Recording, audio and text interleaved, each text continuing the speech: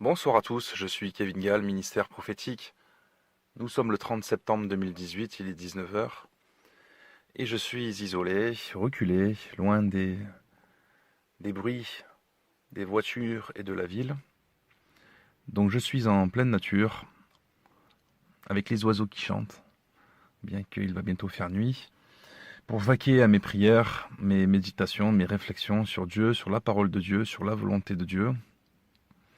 Et à ce propos, j'aimerais faire cette vidéo pour continuer sur le thème de l'amour, parce que l'amour est véritablement la vertu la plus importante que Dieu nous appelle à manifester et à développer sur la terre, pour nous qui sommes chrétiens et pour nous qui sommes appelés à être des enfants de lumière, des enfants de Dieu. Et je le rappelle, Dieu est amour, c'est vrai. Alors, si vous avez commencé ce petit chemin avec moi concernant le thème de l'amour, eh bien nous allons continuer à avancer. Et ce chemin, je tiens à vous le dire, il est long.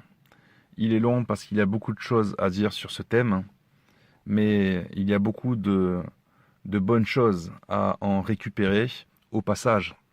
Exactement comme un chemin, si vous voulez, où vous avez de part et d'autre de la route, de la voie, des fleurs toutes belles, de différentes couleurs, et puis vous vous arrêtez un peu en chemin pour récupérer telle fleur qui vous plaît, qui a telle couleur, hop, telle fleur qui a telle autre couleur, etc. Puis finalement, vous êtes en train de faire un beau bouquet de fleurs. Et cette image que je vous donne, c'est suite à une méditation, donc à une vision que le Seigneur me montre par rapport à ces voies. Le Seigneur est le chemin, la vérité et la vie. Et ce chemin-là qu'il faut suivre, il est parfumé, il est beau, il est magnifique, il est glorieux. Il n'est pas de ce monde, ce chemin. Il est spirituellement céleste. Et Dieu nous appelle à manifester un esprit céleste, le Saint-Esprit, les œuvres du Saint-Esprit. Il y a beaucoup de choses à apprendre dans le Seigneur. Je le sais, vous le savez également. Et si vous avez cette soif et cette faim d'apprendre de Dieu, eh bien vous êtes le bienvenu. Et ce n'est pas un hasard si vous écoutez cette vidéo. Et j'aimerais vraiment de suite enseigner, exhorter et faire comprendre aux nouveaux convertis qui seraient en train d'écouter que l'amour est fondamentalement la chose la plus importante à développer de suite. Pour éviter de tomber dans des pièges du diable où beaucoup de chrétiens et moi-même sommes tombés, et par manque d'amour, malheureusement. Et donc j'aimerais véritablement, si vous êtes un chrétien nouveau converti, vous inviter à ne pas faire d'erreur, à ne pas commettre des péchés graves qui vous disqualifieraient. Et donc je prends cette responsabilité et en même temps ça me fait vraiment plaisir de le faire suite à une vision du Seigneur, une visitation du Seigneur que j'ai reçue dans la nuit de lundi à mardi, qui est en train tout simplement d'élever ma foi, d'élever mon niveau spirituel. Je le sens depuis qu'il m'a touché, qu'il m'a visité. C'était pas la première fois, bien évidemment, mais la Bible nous explique que Dieu également renouvelle. Il renouvelle nos pensées, il renouvelle notre intelligence, il renouvelle notre cœur. Ce qui peut être également le cas à force de combat et de lutte contre le diable. Et donc le Seigneur est toujours fidèle. Il est fidèle pour nous rappeler les priorités dans sa marche. Et la priorité, quand on marche avec le Seigneur, effectivement, c'est de marcher dans l'amour. Je le répète. Et je voulais faire cette vidéo suite à une méditation pour continuer et vous expliquer que l'amour, c'est quelque chose qui s'offre et qui s'offre gratuitement. Gratuitement. Je ne sais pas si vous avez remarqué, mais Dieu ne vend rien. Dieu ne vend rien de ce qui vient de lui. La paix de Dieu est une grâce, il la donne. La bonté de Dieu, c'est quelque chose qui se donne. Sinon, Dieu n'est pas bon. Sinon, Dieu est commercial, est un vendeur. Non, Dieu ne vend rien. Sinon, ce n'est plus une grâce, comme a dit l'apôtre Paul également. Et donc, c'est ce qu'il faut comprendre, c'est que cet amour que Dieu nous a donné, il nous a été donné gratuitement. Ou du moins, cet amour qui nous a été donné, a été payé par un prix qui est la mort de Jésus-Christ. Et donc nous n'avons plus rien à payer pour recevoir l'amour de Dieu. Nous devons simplement avoir foi au Seigneur Jésus-Christ, en son œuvre qu'il a accomplie à la croix pour expier nos péchés, et avoir suffisamment de foi pour demander au Seigneur « Accorde-moi ton Saint-Esprit ». Et quand on reçoit le Saint-Esprit, on reçoit cet amour, et cet amour qui nous pousse à aller vers les autres et à l'offrir gratuitement. Et cet amour qui nous pousse à offrir l'amour de Dieu, eh bien, il nous pousse à faire différentes choses, des bonnes œuvres, je le répète. Et parmi ces bonnes œuvres, qui sont innombrables, qui sont infinies, eh bien, Dieu nous interpelle sur les besoins des uns et des autres, comme ma vidéo précédente, où une fois qu'on appartient à Dieu et qu'on a le Saint-Esprit, on ne marche plus, on ne vit plus pour nous-mêmes, on est mort à nous-mêmes, d'accord, et on vit pour les autres. Et en l'occurrence, pour les autres dans la volonté de Dieu. Autrement dit, on vit pour Dieu dans l'intérêt de Christ et dans l'intérêt des autres à salut. Alors la question et les réflexions qui se posent suite à ce qui se passe quand on reçoit le Saint-Esprit, c'est vrai, c'est que Dieu nous interpelle sur les besoins des uns et des autres. Et à ce propos, il faut être suffisamment proche du Seigneur pour l'écouter nous dire, par exemple, « Regarde, cette personne est dans le besoin dans tel domaine ou dans tel domaine. Va faire ceci, va faire cela pour répondre à son besoin. » Tout à fait. Et vous savez, l'amour, effectivement, c'est bien les bonnes paroles, il faut les dire, puisque la langue a également un pouvoir de vie quand on donne des bonnes paroles, des paroles de grâce, des paroles d'amour. Mais les actes également sont très importants. Et donc c'est très important, effectivement, d'avoir des petites attentions, comme on dit, envers les personnes que nous aimons, et même envers les personnes qui nous aiment pas, finalement nos ennemis. Puisque Jésus nous appelle à faire du bien, même à ceux qui nous haïssent, de manière à faire des choses qui sont extraordinaires, selon les paroles de Jésus, c'est-à-dire qui sortent du commun des mortels, qui sortent des œuvres du monde, qui sont en vérité répondre au mal par le mal. Alors le Seigneur nous interpelle et nous dit tout simplement « Mais regarde, la personne que je te présente, qui est devant toi, etc., en vérité, elle a tel problème. Au lieu de répondre par le mal, focalise-toi sur son problème et essaye de répondre à son problème et tu vas voir que les choses vont changer. » Alors c'est très facile d'être aux petits soins des personnes qui nous aiment.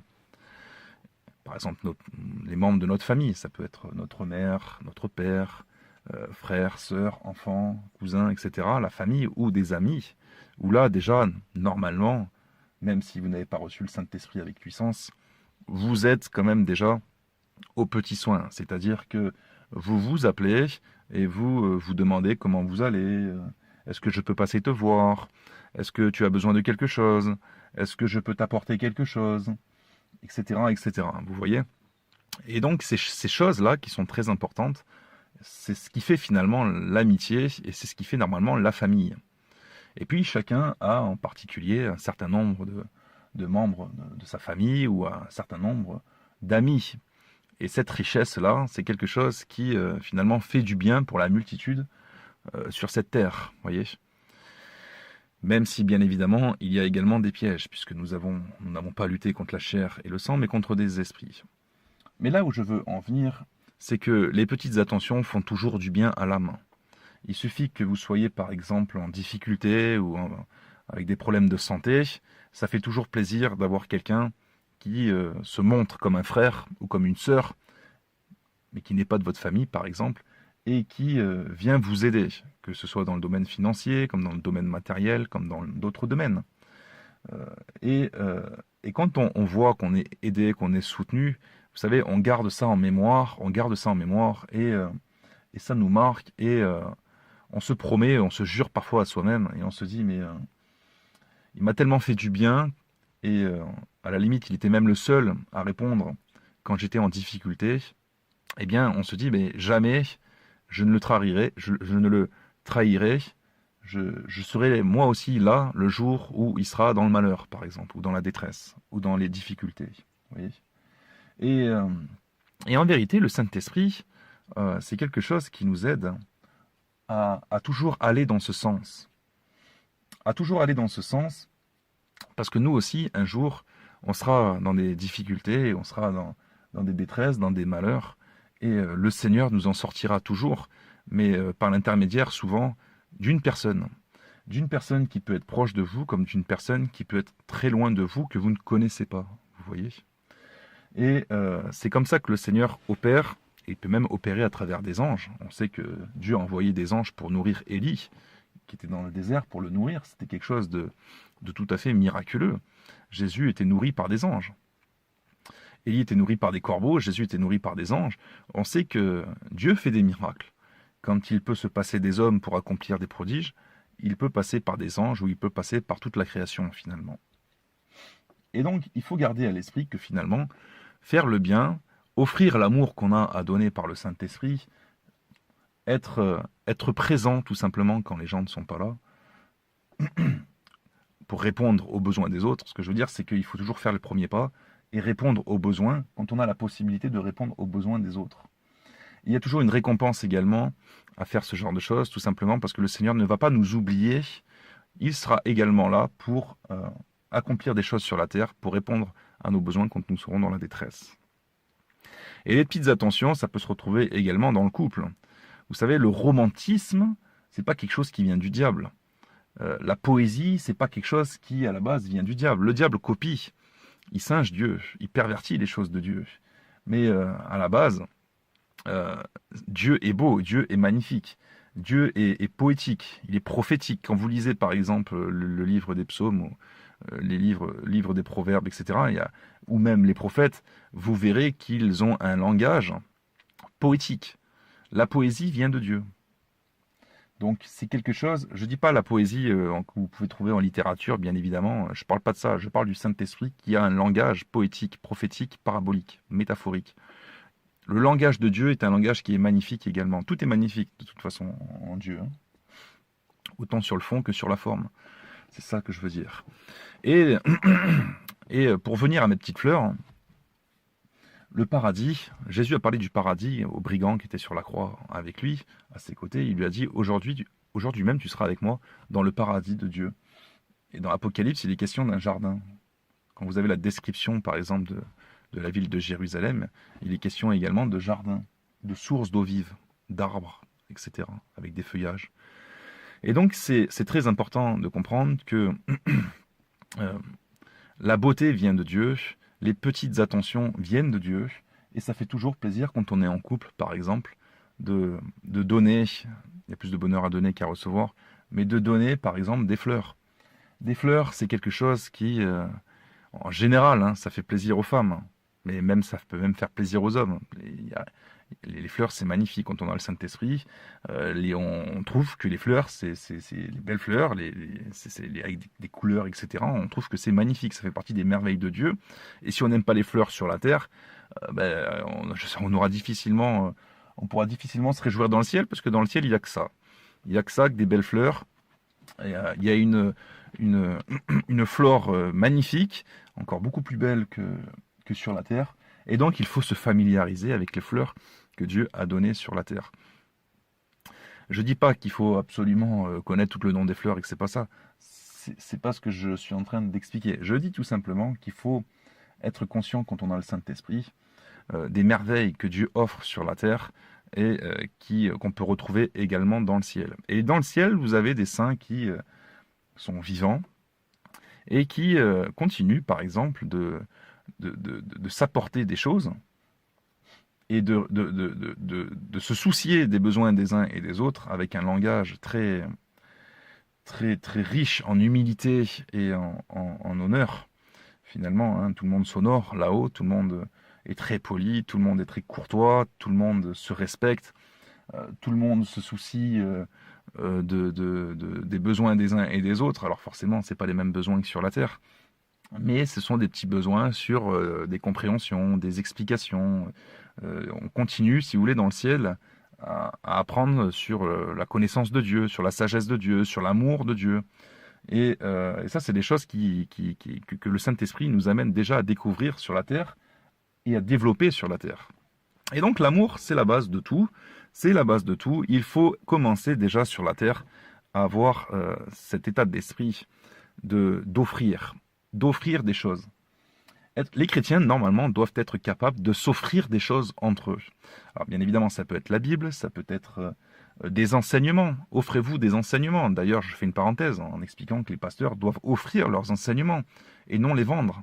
Donc ça, j'ai toujours lutté contre la vente. Mais c'est pas pour autant qu'il faut cracher sur les pasteurs ou qu'il faut les diaboliser au point de dire que c'est des sorciers, etc., etc.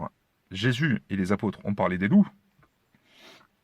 Mais attention, il y a une différence entre des loups qui effectivement n'ont rien de chrétien, qui n'ont jamais reçu le Saint-Esprit et qui sont là pour en profiter, effectivement, pour dérober, et des chrétiens nés de nouveau qui sont capables de donner des enseignements glorieux inspirés du Saint-Esprit, mais qui en parallèle manquent d'éclaircissement sur des points doctrinaux.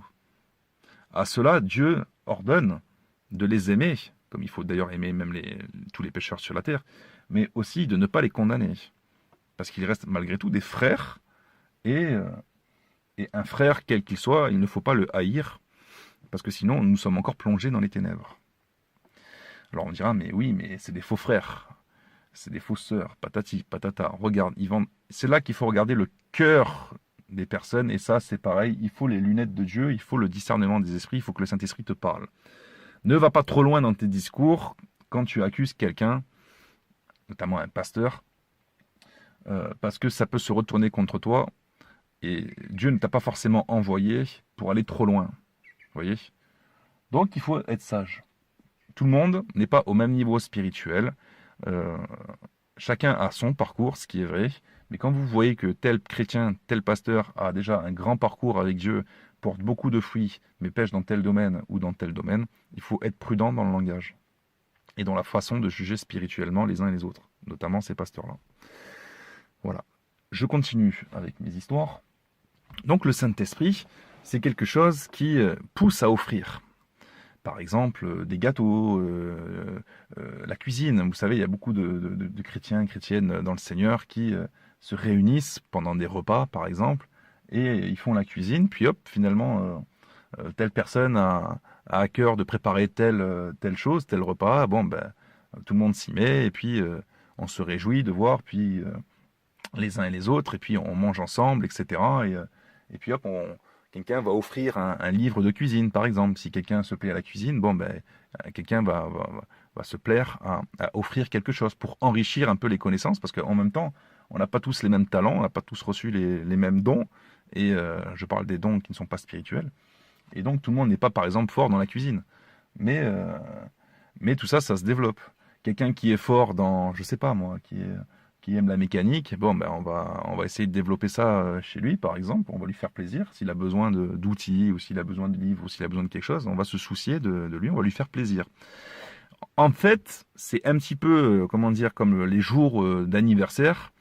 Alors, pareil, vraiment, je vous incite et je vous exhorte à faire très attention, à ne pas maudire ou à ne pas condamner tout ce qui est fête d'anniversaire, ou tout ce qui est bonne fête, quand on souhaite la bonne année, bon anniversaire. Dieu ne voit pas ces choses d'un mauvais œil. Donc n'allez pas dire que moi je ne fête pas mon anniversaire parce que Dieu n'aime pas ça, c'est diabolique. Ne commencez pas avec ça, vous allez vous choper un esprit, je vous dis, de folie.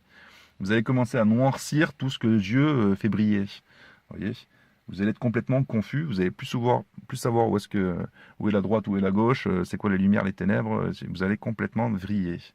Je vous le dis, mais soyez modérés.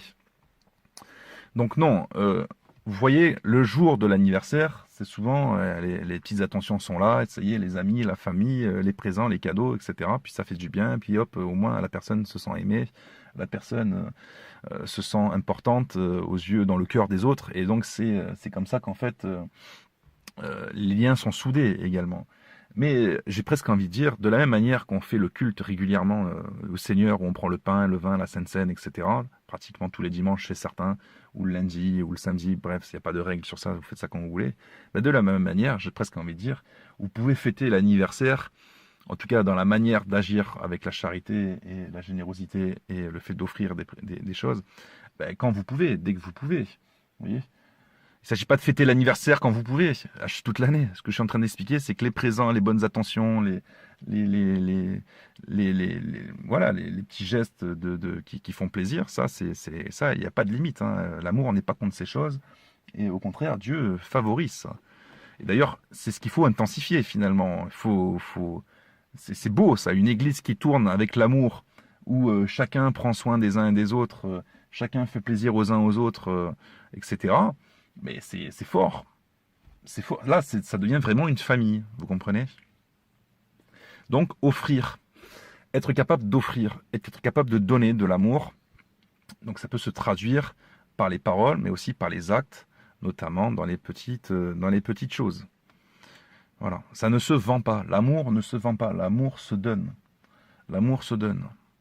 Et puis donc, le Seigneur, de la même manière qui nous a aimés par son sacrifice, qu'il a manifesté son amour, vous voyez combien il est prêt ensuite à nous donner beaucoup de choses dans l'éternité.